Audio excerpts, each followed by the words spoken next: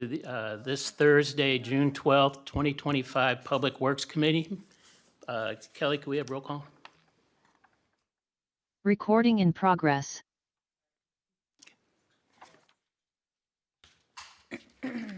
Chairman Lockmiller, Here. Alderwoman Tice, Here. Alderwoman Goode, Here. Alderman Erger. Here. All members present. Move on to approval of the agenda. Is there any changes? Can we go ahead and approve by acclamation? Seeing no objection, we will do so. Moving on to citizen comment. Anyone in the audience or online, you have 3 minutes. Please state your name and address. Anybody online, Kelly? No one with their hand raised. Okay, you'll have a second chance at the end of the meeting. Where we're moving on to next. Move on to reports. I have no report. Alderwoman Tice? No report? Alderwoman Goode? No report. Alderwoman Edgar? No report. All right, moving on to the city administrator's report. Bola, do you have something? Just a reminder that we are getting started on the 2026 proposed budget process. And so in board docs is the Ways and Means Committee, and we have the chair here. The tentative meetings coming up. And so if there are an opportunity for me to meet with you all, if you have priorities, concerns, things that you want to ask, if they're going to be included in the budget, I'm happy to schedule a meeting. But a majority of those discussions happen at Ways and Means, and everybody's welcome to attend. So if we've got some ideas for projects and everything, we should be getting those together and maybe get them in front of you as soon as possible. Yes, please. Any questions for Bola? Seeing none, we'll move on to department and commission reports. Start off with Public Works. Dan, got a report for us?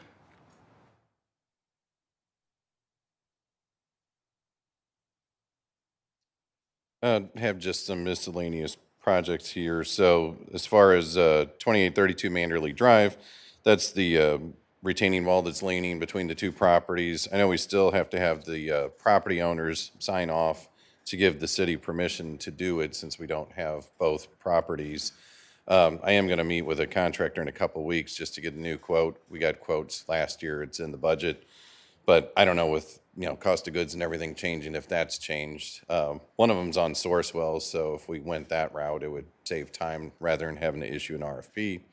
So we'll look at that among some other things that he'll be helping me with on the 26 budget. Switching gears to Swim Club Lane, I'm sure most of you are aware, there's a wooden staircase on the east side of Swim Club, just north of Rosalie. Resident at the dead end of Whitehead informed us that the wood needed to be replaced, so we replaced it and then stained it. So everything's good there. And I know Parks trimmed some of the vegetation around it as well as along Swim Club. On High School, north of Litzinger Alley, for the board meeting on Monday, I've got Table 3A revisions, which would be no parking to the north of the alley, about 30 feet. So just, you'll see that coming in a few days. Brazu Avenue street parking.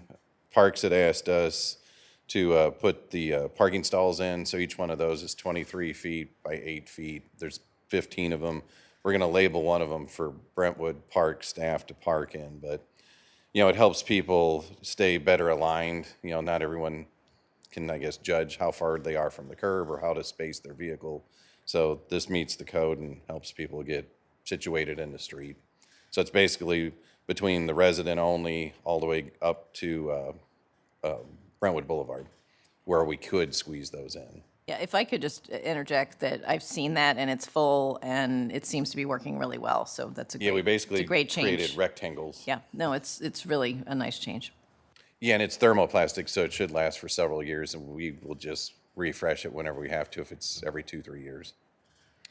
Last item here, Eulalie Avenue. We've been cutting the joints. It's a concrete street, so wherever there's failed joints, it's easier for us to cut those joints out and put asphalt back to keep it smooth. So we did the intersection of Dorothy. We did slightly, what would be west of there. And then we're going to continue to work east of there. The goal is to try to do as many joints as we can just to make that a smooth a transition until we really do need to replace the slabs. I know for the 26 budget, I've been looking at Hanley Industrial. There's several slabs there. Those, are commercial and just take a pounding, so we really want to replace those. If we can do anything in-house, Collier's one of those streets too I'd like to do in-house. There's several slabs we need to replace. So that's pretty much it. Questions for Dan? The stairs on Swim Club look nice. Oh, thanks. By those, I was like, oh, someone did some work here. So it looks nice. I really didn't know that those were there. Bola and I went out there because it was brought to our attention, so. And regarding on Manderley, the two property owners on either side of that path, do they have everything they need, and are they kind of dragging their feet, or? I believe that the city attorney had reached out to Yes. them and, That's a good way to put it. Okay, so, The ball is in their court. right. We're ready to move and resolve it, and they've been requested to do certain things to make that work, but they are not represented by attorneys. However, they want to be compensated for amount greater than $1. So we're at a stalemate. and then Dan, back during the winter, we had that plow, the truck that caught fire. What's the status of? Oh, that was a truck 53. We did receive an insurance check. So I know that once the deductible, I believe we received 41,000, but there's a $15,000 deductible. So I know that finance has the check. So the goal was to sit on it and then replace 53. It was already scheduled to be replaced in 26. Okay, good. And the only other comment I had is, as you're driving down Strassner, right there at Urban, there's a lot of vegetation growing on to Strassner. It's actually over the curb, so you almost have to go on the yellow line to keep your Yeah, I car from saw that whenever I went to the yard, I guess 2 days ago. No. Yeah, I guess it was 2 days ago. But yeah, like directly across from the YMCA between like Yeah. Urban, going past the little snow cone place by Memorial Park, basically. Perfect, yeah, if we could get that cut back. Yeah, because I don't know if Parks has a sickle mower, but it may just be that they have to use hand tools and trim that. So I'll make sure that they're aware of it. I actually have two things for Dan that I thought of as you all were talking. Yesterday, I was driving on Music Memorial, sort of in front of Miley and up toward Eager Road. And I don't know if that's a city street or It's private. it's private. Well, there are two very large potholes on that street, so maybe we could reach out to the property owner to I think look at it's those DCM potholes. properties. Yeah. And then the other thing, I think it's been brought up before, but the down on at Black Creek, the bridge that we replaced, and then the original work that was done. I spoke to a group of students from St. Mary Magdalene, and they were eighth graders, so they're pretty old, they're older kids. And one of them lives there, and she was talking about how she doesn't feel safe riding her bicycle along that path because she's worried that if she falls, like she would go down in the creek. And it is sort of just the rocks and straight down. And, I know that wasn't originally something we did. I've noticed it at the newer part that we did further sort of northwest, in Hanley Industrial toward the dog park. So I don't know if that's something that we could look at in the future, but for someone that's sort of old to express that she was nervous riding her bike there made me sort of This Are is you in talking the about it. park? Is this in the park? no, not in the park. This is along Black Creek, down Litzinger? down at Litzinger, Yes. where the riprap is and the. Yes, Yeah, because the sidewalk's at least 6 feet, maybe even 8 feet Got to wide. be close to the edge. So it's quite wide, but then there are parts where it's just like rock and then it goes down. So she was saying that she gets sort of nervous there. So I don't know if it's something that you've heard. I think maybe somebody's brought it up before, or if you've Yeah, I heard know other we looked complaints. at how you would attach it, and it would have to be anchored into the concrete slabs because the riprap, you shouldn't be drilling through it. It's those scour lock baskets. If you drill through it, I don't know how you Yeah. hold it together, and if you damage the integrity of the basket. We can talk to Castle and just bring back what their thoughts are and related costs. Yeah, and it may Yeah. not be something that, it may think just it's be a expensive. one-off from one young resident, but, The only other idea I had with that was like bollards and chains, like you see them along, Leonore K. Sullivan or something, down in the downtown area of the riverfront. St. Charles has some of them too. It's not going to prevent you. I mean, if you hit it, you're probably still going to go over, but if I put a fence, it would have to be fairly high, because if you're on a bike or something, you're already taller than, if you're walking. So I don't. Well, the black fences that are that we just put in the part that is. Yeah, and those were already there. It was you chain just link and that, we just extended extended those. them, okay. There was already fence there, and it's able to be anchored right alongside of the sidewalk, sleeved in. Okay, But there's ideas that Eric and I had if we ever had to do something. okay, well, I'm raising it, so thank Okay. you. Okay. Thank you, Dan. Okay, thanks. Move on to Park and Recreation Department. So I'm going to take that. I just checked, and Eric is not online. The first item, Dan provided an overview of parking that is being done along Brezo. And then the next item that's in Eric's report has to do with erosion concern in Brentwood Park. And we believe this is significant, and it's along the embankment of Deer Creek near the railroad truss. He says that this has worsened more so this spring because of the frequency and intensity of the weather events that we've experienced in Brentwood Park. He's talked to Jacobs Engineering to assess the area, and we have a proposal on how to stabilize this area. This was provided by Castle Construction at a cost of $103,765. We have an on-call emergency general contractor agreement with Castle Construction, so if the Public Works Committee were to recommend and the board were to approve it, we could get that work started this summer. And one of the things that he's proposing is that, well, where was the money coming from? There was about $400,000 that is in the 2025 budget for the new parking in Brentwood Park in the green space area. So funding could come from that, since I believe we're not moving forward on the construction of that parking lot. So that is one item in his report for your consideration.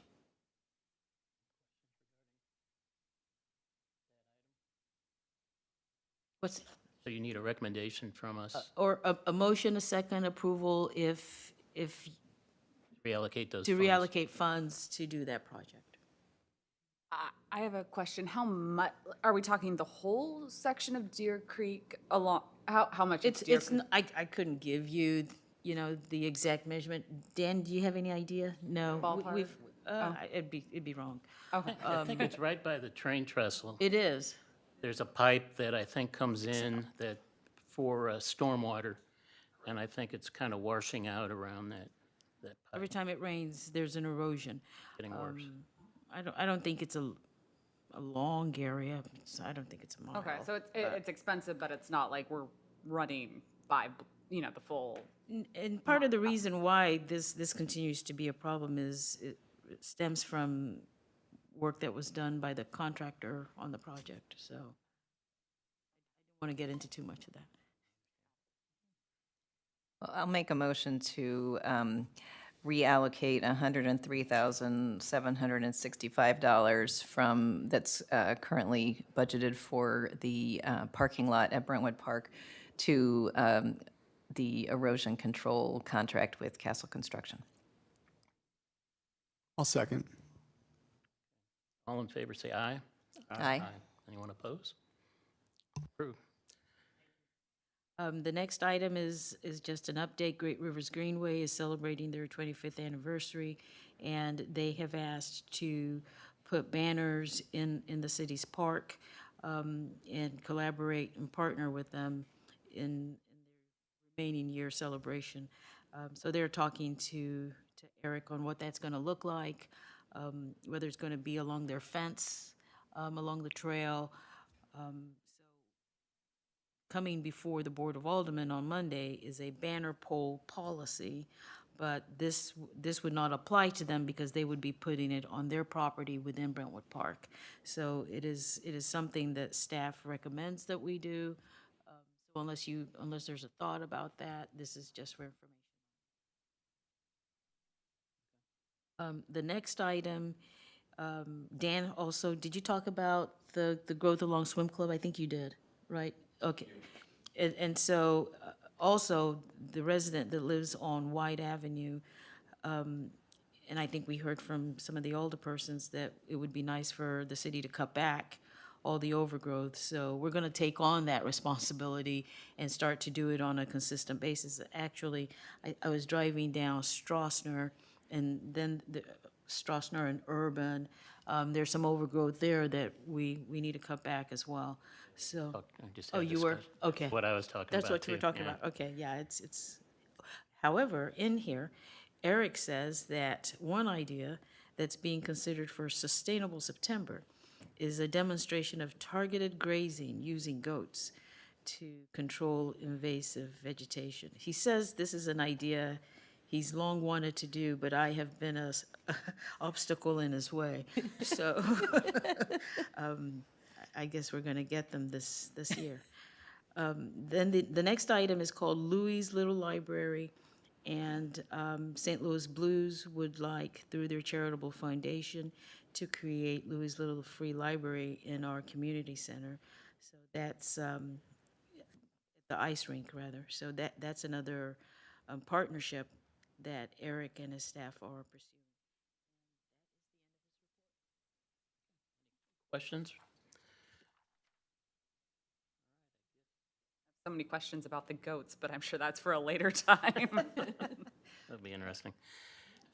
I know that they're only there during the day. They're not going to, they come for about a week. I'm on Sustainability Commission now. They come for about a week, but they're just there in the day. They don't spend the night on the land there. So they graze and then they get taken away and they come back. Have some And sort of control to make sure and they there's don't some go sort of- down the creek. yes, and- there's some sort of control. So yes. There's someone that's there with them while they're eating?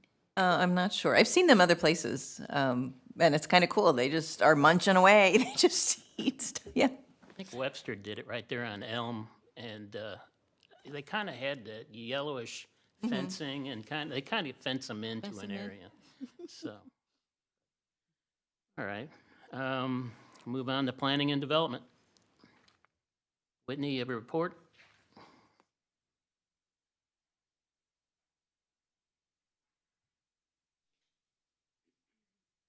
So the May reports, building permits and reports are attached in your files. In May, there were 193 new permits and 780 inspections. There were 76 new code enforcement cases and 168 inspections. For those, that is due to the pickup after the low-mow April of the high grass and weeds. So, for May. We have received the Soul Smart Bronze designation, and we are working to proceed with the silver, and should have that done in a few months, more than a few months. The Planning and Zoning Commission met last night. There were 6 items on the agenda. There was the presentation of the draft residential design guidelines, architectural design guidelines. Those were recommended for approval and will be at the Board of Aldermen on July 21st meeting. There was a text amendment and conditional use permit for Bitcoin Ben's Crypto Club Technology Education Center at 8513 Manchester. That was continued to the Site Plan Subcommittee on June 25th. The conditional use permit and site development plan for 7 Brew Coffee drive-through within the Schnucks parking lot at 8828 Manchester Road. That was also continued to the Site Plan Subcommittee for additional review. The conditional use permit and site development plan for Good Clean Dog, a dog grooming with drive-in up services at 1234 Hanley Industrial Court did get a recommendation for approval, so that will also be at the July 21st meeting. And the amendment to the conditional use permit for La Arch and a site development plan for a 2-story elevator at 9445 Litzinger Road also received approval, so that will also be on the July 21st meeting. And then we had our nomination and election of our officers, the chair, the vice chair, and the secretary, which are remaining the same as previous. The Architectural Review Board is scheduled for next Thursday, June 18th at 6:30, and there are 4 items on the agenda. And then on June 26th, we have the Board of Adjustment, and there are 3 items on that agenda. So, that's it. Yeah, Whitney, just out of curiosity, where's that Seven Brew looking to go? Are they It's in in the the- plaza? Are they like? It's not, they're not creating a separate lot, but it is in front of the building at the northwest corner within the parking lot is where they're looking at, closer to the Collier and the main entrance off of Manchester Road, just within that square of that parking area. It'd be like an outbuilding. It's an outbuilding, yes, Okay. but they're not creating a separate lot. Would that be near that school right there? Yes, Okay. Lane, Rossi Academy. Any concerns about traffic? That was a large part of the discussion. at I don't the- know if you've seen the Seven Brews anywhere else, but they're insane. Yeah, that was a large discussion last night, and that was as well as the site layout, and so that's why it was continued for further review. I have not been to another one, but our building official has, and yes, they do, he reports they do back up. Yeah. Okay. Thank you, Whitney. On the Sustainability Commission, Whitney gave the report on the what is it? Soul Smart. Smart The only- designation. The Soul Smart designation is just reporting that we received the bronze designation, and we are working towards the silver and gold, so. And I'll add one thing from the meeting on Monday. As part of Sustainable September, some of the Brentwood Days theme will be sustainability, and they came up with the theme for the parade as Live Green, Love Brentwood. So get your thinking caps on for our floats. all right, well, thank you, Whitney, for that report. Move on to consent agenda. The minutes from last month's meeting is all that's on the consent agenda. Can we also approve that by acclamation? Would be so. We will move on to old business. And Whitney, don't go too far because I guess you're doing, we've got vacant property registrations. We really just have this on here to provide information. Ordinance number 4727 was adopted in 2016 for a vacant property registration. So we're looking to really ramp that back up. If there's a vacant property, it has to be vacant for 6 months and have a code violation, at which point we would then notify the property owner that they have been put on this registration, and they would be a biannual fee of $200, plus any additional fees should the city have to clean it up. Now, there's a procedure where they can ask to get off the list. If they've been notified of a violation and it's done within 30 days, they are not placed on the list. It's only for those vacant properties that aren't being maintained, and there's been a vacancy for at least 6 months. So we are looking at several properties already. So if you were to get phone calls, like, what's this $200 fee? We just wanted to provide that update. So, How many properties do we have on the list so far? 4 or 5?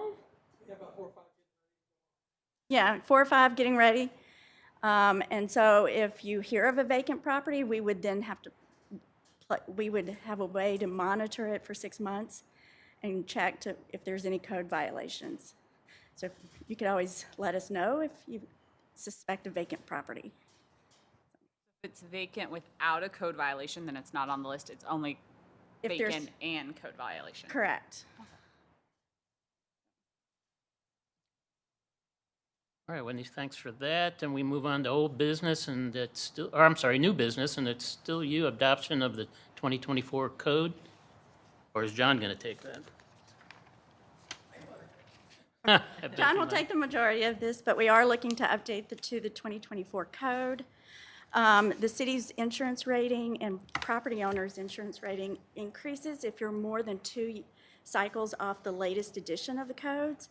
So most cities adopt it every 6 years, and it's time to update to our current code. Plus, there's some changes with the permitting of EV vehicles that the fire department is wanting us to upgrade to within the 2024 code.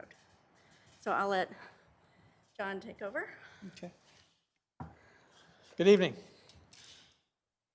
Thank you for letting us bring this to your attention and talk about it. I guess I first want to thank my staff because they've done a lot of work on this and putting this all together. As you can see, the stack of books back there, that's everything we have to review and go through and see what changes there are and then bring them to you to decide on what we want to do with these. I guess the first one, the easiest one to go through would be the city ordinance changes. And really, there's a lot of that is just changing the wording, adding the proper dates, changing it from the 2018 code to the 2024 code. We are adding, which wasn't in the code before, the under section 500.805, International Swimming Pool and Spa Code for the 24 edition. We didn't have that before, and I thought that was something we should have because we do get a few pools in the area. Going through this just real quickly, we'll talk about the International Fuel Gas Code. That's one of the things that is probably, besides the electrical code, that is a larger type of expense for people. And that would even include people that are having, and I'm sorry, I should state, this is for chimney liners. So if you have a brick chimney, and there's typically a lot of those do not have liners in them, they would now require liners. So if you have a furnace replaced, hot water heater put in, we would have to require that they put a chimney liner in those. And it's a safety thing. It's a life safety because a lot of the old chimneys, the grout has deteriorated. The chimney's not good. You'll see those a lot. You go into an attic, you can see through them. You can see inside of them, and that's carbon monoxide coming through there. So it's dangerous. I agree with what they're doing. It could be a large cost for people to the addition of a furnace. It could be anywhere from $700 to $2,500, depending on how far they have to run a flue in that and how hard it is getting it through there. Okay. Question. Yes. I'm gonna ask a lot of questions. Yes, no, that's fine. So, That's what we want.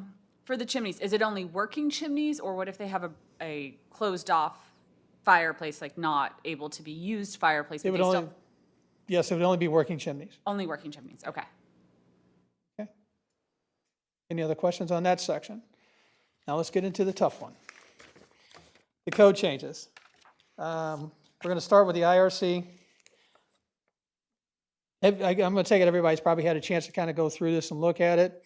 Do you want to just do questions and I can try to answer those for you? Or do you want to go through all this? I don't know if anybody wants to go every one of these, because some of Right. this is commercial, some of this, Right. I think we're really more of it, on our level is, the people we deal with is on the residential level. So things that pretty well, especially people nowadays wanting to put additions onto their homes and that type of thing, I think that's what's going to come into question a lot. Right, you have a lot of infill houses that we're getting and stuff, so that that's too. where you're gonna see a lot of the expenses. We can go to that sheet I gave everybody with that cost comparison. I actually used my house as a cost comparison because I could kind of remember how many switches I have and how many outlets I have. And but if you look at the 2018 code, just for the electrical additions, right now, you're looking at about $1,500 to $2,000 for parts. That's not including labor, but this is just what it costs for material. With the new additions where they're going to, you're going to have a whole house surge protector. You'll have to have a GFI for your 40 amp breakers, 30 amp breakers, and 25 amp breakers. Those were not in the 18 code. Your 15 amp breakers and your 20 amp breakers now will require all those to be arc fault protected and ground fault protected. And best way to do that, instead of doing each breaker, is to do it. Doing each outlet is to do it in the breakers. That would be the most cost effective. But it still runs those up. So you're looking at a total down at the bottom about almost $2,400 to $3,000. So you're about $1,000 addition to what the 2018 code requires. And as we kind of talked about before, I understand. They want to have motion sensors in all the rooms. You walk in, lights come on. if you don't move for 20 minutes, the light's going to go off. You're going to have to go, hey, I'm here. And so the lights come back on. So that's something that we want to talk about. If there's something that's life safety, I'll bring those up. I'm more of a life safety type guy. I'm more concerned about those than some of this stuff. But I don't think this is really life safety. I just think this adds a lot to the cost of a new construction, or even you make an addition or something. I think tonight, we just kind of want to get educated on some of these changes, and then all over it, and maybe at the next meeting, kind of zero in on maybe some things we don't think really fit our community or Right. expensive. Right, and that's why I want to take notes tonight, and then I can come back next time and say, okay, this is what I recommend, we take this out, or we add this, or delete this. I think, if every one of those switches had to be replaced with a Yeah. motion detector, you're talking a $20 switch as opposed to a $1 switch Right. that you've got on that wall right now. Right, yeah. Yeah, I understand the savings, some energy savings, I guess, if you're using LED overhead lighting. I mean, how much savings is there compared to a $20 switch you're having to put in? well, and if you look at the LED lighting compared to what the old light bulbs were, you've already saved a ton of money. So I think it's just little items like that maybe, I guess we can, as far as this code goes, even though it's an international code that we're going to maybe possibly adopt, we can still a la carte some of these things, Yes, sir. pull things out that we don't want. Yes, sir. We can make the amendments to it, and as you see, if you're looking at city ordinances, there are some amendments that were made. So, yeah, we can be more than happy to work with you on those. I'd love a robust education because I just am learning a lot about this. One of the questions I had right off the top on the renovations where it's 50% of the value of the home or 20% of a floor addition, what would if someone wanted to refinish their basement or finish an unfinished basement, would all of a sudden they need to go through and, if they're putting drywall in their basement, for example, Okay. would this kick them into now they're going to need to do everything on this list because it's a renovation? The answer to that is no. Okay. No, that is for, if you go through that section of the ordinance, that talks about when you can start working in the morning. It's, you have a 7 o'clock time period where you can't do any work before 7 a.m. Sill control, different things like that. That's what that section was for. Kind of what you're talking about is if you take a residence and as we said before, if if it's $500,000, a house is worth $500,000, you'd have to put over $250,000 in a renovation to make it to where you'd have to bring the whole house up to the current code. Okay.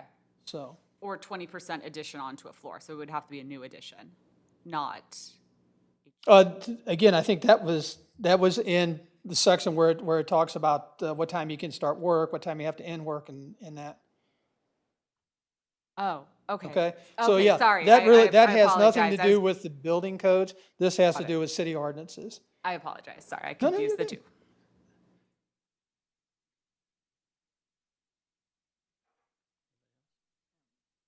I mean, are you wanting feedback? Yes, ma'am. Yeah. Yes, ma'am. Unload.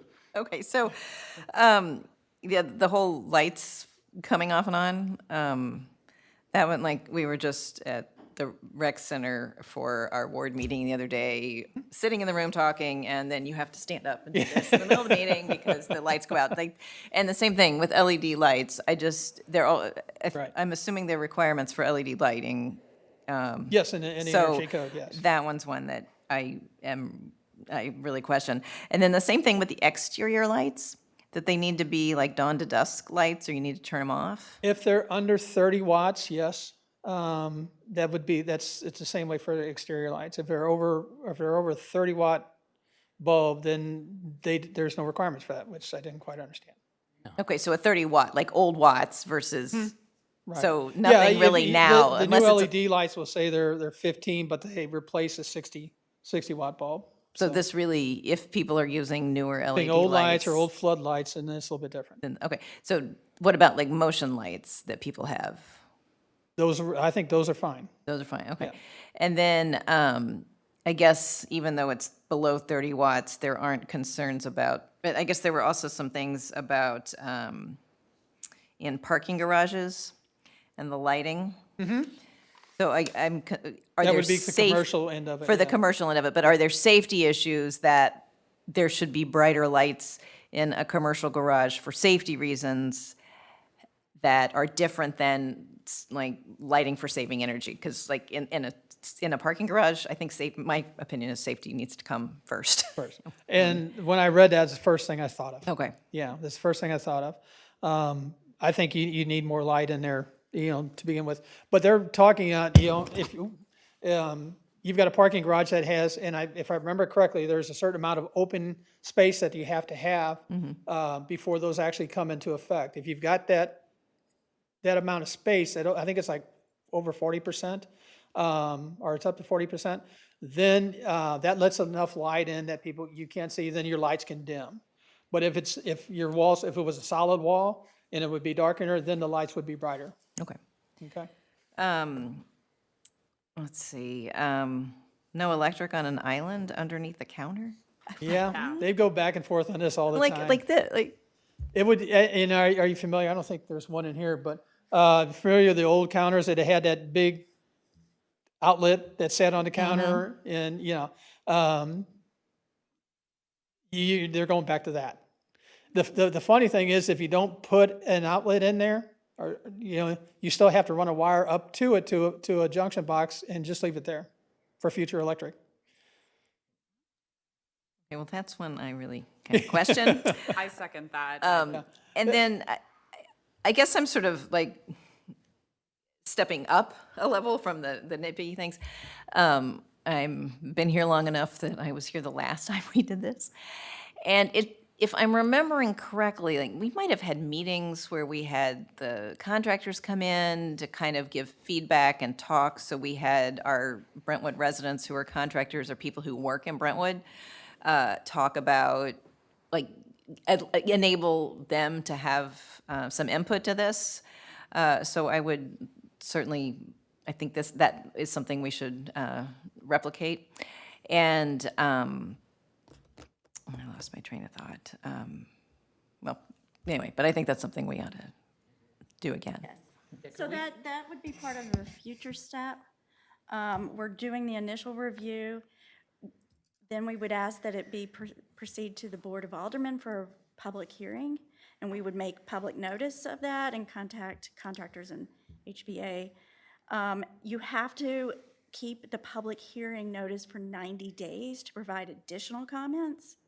So we want to be able to time this, so say, y'all pass it in July or August to move it on to the Board of Aldermen, we would have 90 days and would have the a month or two, hopefully 3, before we would implement it starting January 1. So that would give everybody time to get used to the new codes, to have people transition to those new codes. Okay, and then my other big picture thing, then I lost my train of thought a second ago, which is the question I asked about everything. Like, who are other municipalities around here, like going to the 2024 codes? Are people still, was it 2021 was the last go-around that we skipped? Are people there? And I guess how are contractors going to deal with, like, is Brentwood the only one moving up, so then they're dealing with us separately, or is everybody coming up to 2024, so the contractors are going to need to adjust? Right. No, yeah, St. Louis County is moving to the 2024 code, and so I believe is the city of St. Louis. Okay. A lot of the other cities, if I remember correctly, were on the 2015, so they really need to update to the 2024. But we will, for the next meeting, we will try to have a list of all of the other cities to see where they're moving to. I sent out an email to the Missouri City Management Association, not one response. Okay. So we're leading the effort. it Okay, which seems. is Yeah. hard when you've got contractors But dealing with us for most the first cities time. have updated every 6 years in order to maintain their insurance rating, so they're not more than 2 years, 2 cycles off of the last code, yeah. You're going to find that your smaller cities, or cities that aren't as wealthy, I guess I could say, they're far behind Yeah. on codes. Back to 2000, I know there's some out there with 2009 codes, 2006 codes. You'll just see a gamut all different types of years of codes throughout St. Louis County, St. Charles County. I've been doing this business for a long time, so there was a push for a statewide code. There still is. I was originally was one of the ones that was started working on that back in 2012, I think it was. Got nowhere with it, but it would make it a lot easier if we had a statewide code. But yeah, like I say, there's just every municipality could be different. It just depends. Well, yeah, I mean, this is the first step, but I think this is really helpful. And this is probably something that the whole board should be alerted to so that they can at least skim this high-level thing that you shared with us to give initial feedback. And just so you know, too, to piggyback on your comment about the contractors, and that I have called HPA already. I'm waiting for a call back from them. I have not. It's been a week. They haven't called me back. So I'm going to try to call them again. Okay, great, thank you. Could we explore the insurance part of all this? Because for instance, I called my State Farm agent, and when they look at your premium cost, what your premium's gonna be, they look at replacement value. And if you're accepting codes where you've got, these GFIs and all this type of thing, I understand it's a safety issue, but at the same time now, you're having to replace more expensive items. Therefore, I'm having a hard time grasping the insurance part of all this, because the more expensive you make a house to be replaced or built, the more expensive the premium. So how is this a savings by going to this code? I would just tell you what I know, and it's been a lot of years since I did this code adoption. Back when I did it, probably we adopted the 2009. That's when I worked for the city of St. Charles. We went through it there, and I was on a couple code changes there. We were told that they actually look more at the fire department to see, how long does it take to get a response? How many fire hydrants do you have? How big is your department? That meant more to them than what we did. They actually told us that what we do doesn't count, but they come in and they evaluate your department. So it is evaluated at some time. Now, I was out of this for a while. Fortunately, got back into it because you people were so great. So that may have changed, but that's the way it was back probably like 2009. Okay. And then, could we possibly get from Ronnie Bola maybe a fire department memo on what they think some of these changes, why they feel they're important? I'd like his kind of opinion on that. And then, I'm not quite grasping why we should go straight to the board with this and not maybe have a workshop for contractors. No, we will. There will be, But it it won't go straight to the board without having a meeting with the contractor, so that when we go to the board and the board has questions, we can say, we already talked to the contractors, and maybe it comes back to Public Works because we may have to make some changes. So we kind of talked about that when we met with you, pre-meeting, but we're definitely going to do that because we did that before. Yeah. Okay, good. Yeah, I was gonna follow Alderwoman Tice's format on comments. So a couple of the areas I just would love some more education on the why and understanding how it would fit in with our current housing stock. The exhaust fans in the bathrooms, because I know there's a lot of older homes that don't have them and might want to add one, but motion just to do a slight renovation on exhaust fans. Lights, both the auto shut-offs while they're having dinner. So the interior ones, but also the porch light option, because I know a number of people will go out for the evening, particularly in the winter time when it's going to be dark. They turn on their porch light, Right. and they just leave it on till they come home, at 8:30, 9 o'clock. So And the when I did this, I just used the motion sensors because that's probably, I figured that's what more people were familiar with. Like the exterior light like that, it can be a dusk to dawn light. So like I've got one, and I flip the switch on, and in the morning it goes off, at night it comes on. Those can be on there. Okay. Okay. What about the ones where a neighbor goes out for the evening, just wants to turn their light on and just And those, without? oh wait a minute, are you talking about a motion light, or you just, they want to turn the light on? They want to turn the light on and leave it on for 3 hours straight while they're gone Yeah. at dinner, and then come back at And turn it 8 off. o'clock, yeah, and turn it off when they get home. But Yeah. they want to leave it on while they're gone. The 18 code, you can do that. 24 code, can't do that.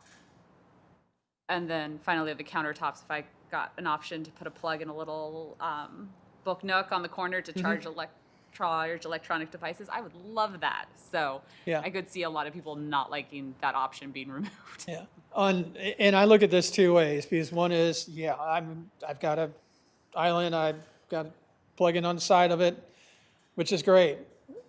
I believe what they were looking at is a kid, a dog, somebody running by that, hitting that cord, grabbing onto it, pulling it off on top of them. So I understand both sides of that argument, but yeah, it takes away the ease of being able, like I say, plug in a hot plate, plug in a crock pot or something like that. And then when they add in, well, if you're not going to put any outlet there, then you have to put electric down underneath and terminate it there. Then why are you putting electric? I don't know. So those were the interesting call-outs. I saw that. I'm like, I'm not sure how well people will respond to these. And then my only final question would be for, is there anything particularly the police see where, with a lot of these light changes or these entrance egress changes that they have concerns about? So just understanding if, with all the lights turning off, it's going to be a much darker neighborhood. Is that a pro? Is that a con from their perspective? Okay, I'll tell you my personal opinion on that. When I was at St. Charles, I had police officers that actually worked for me, and we did reviews on, on commercial buildings.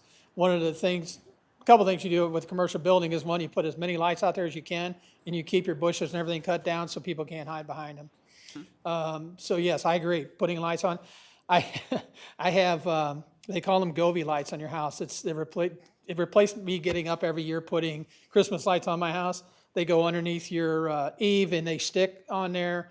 And got them around the house. I can go to my phone. I can put in, if I want St. Patrick's Day, I can make them green. I can make them red. I can do whatever I want.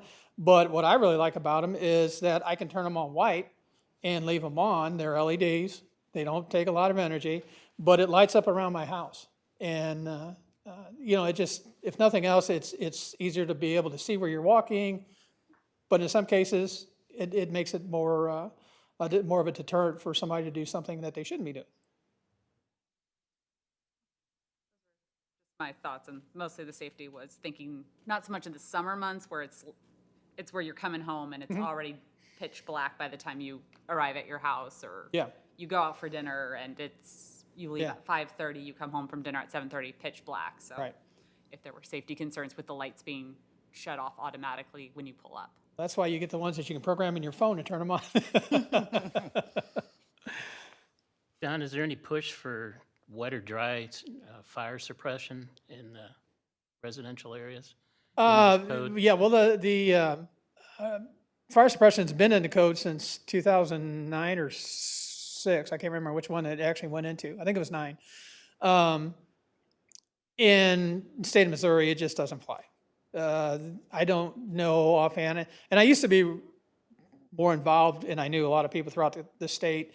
But since I was out of it for a while, and I'm just getting back into it, I don't have those contacts anymore. But that I didn't know anybody that took residential sprinklers, unless it was, some of these houses are huge.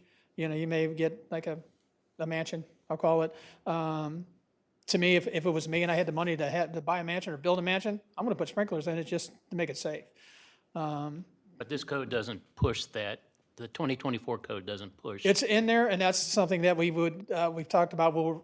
It was written out in the 18, and we'll go ahead and take that out in the 24. But when they took it out in the 18, they took out the whole section. So there was a section for residential structures and townhomes. We want to go ahead and put townhomes back in, because that's, when you have a group of homes like that, or residents in an area like that, you get a fire in one, it's very possible you may have a fire in another one, and then one next to it. So we think, and that's something that, talking to the fire department, they feel very strongly about that also. That's one of the things that they'll want in there. I was just going to add, when I was in Lake Tahoe, after a forest fire took out some 400 acres and several homes, a lot of those areas did require sprinkling in any new building. So I think it's more prevalent in those areas than it is in, obviously, our area, so, yeah. Then as far as HVAC, I guess that's under mechanical.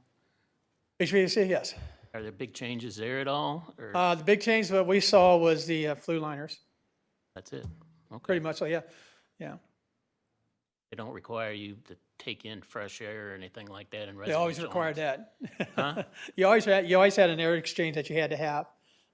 Even residential? Yes. How is that accomplished? How do you? set Light that- and ventilation, windows, doors, openings. Oh, They're making houses a lot tighter than what they used to. But you've got air in your house, and that's why your air recycles, goes through the filter, cleans it, comes back out. People going in and out of doors, you got air that comes in that way. Do they test for that then? Or, There is a test for it. I wouldn't recommend it. yeah. You know, again, it's going to add a large expense on a new home. That's my worry is as hard it is for people to buy homes nowadays and with the interest rates. I'm kind of worried about jumping into this 24 code right away if we're going to make a home more expensive for somebody to try to purchase. You know, you add $50,000 to a home or more, and it gets out of some people's reach. Right, right. And I think as you'll see, if HBA comes out and talks to you, you know, every $1,000, they lose so many people that can't buy a house. That was their comments when I dealt with them before. And I understand that, but like I say, if it's life safety, I'll tell you, and I'll tell you that I think it's something that has to be in. But like the lights, I don't think that's really a life safety thing. And as far as plumbing, is there anything there? One of the few things we saw was testing of drain waste pipes. Before they required a pressure test or water test. Now it's just a visual inspection is all we did. And we did that anyway if they use purple primer, because we always push purple primer, because if they use the clear primer, we have no way of telling if they use primer or not. So that's why and the plumbing code requires purple primer. So we said, okay, put purple primer on it, you're good, you won't have to test it, but if you're not going to use it, then you're going to have to do a test. And as far as water lines, you can use any type of materials, copper or the, PEX is the big thing right now. Yeah, that's all you really see anymore. You don't see anybody sweating pipes like they used to. I just didn't, they got the, you don't have to solder copper anymore, you can clamp it, but You can clamp it, yeah. Yeah, it's been made a lot easier. they allow those type of connections, so Yeah. if you do copper. And you see that more with commercial buildings. My son's a plumber down in Tennessee, and that's what he does. Pro press type stuff. Yeah. All right, well, so what do we need to do next? If you want to take it over to the next meeting, and then we can come back with some changes that we think that would work and that would be agreeable with you guys, and then we can go from there. And then in the meantime, over this next month, we'll try to get the contractors together, I think, and talk to them, and those are always good conversations. We'll invite Chief Cottrell to the next meeting or Chief Spees if they have comments. Yeah, if they, or at least a memo from them. Sure. Yeah.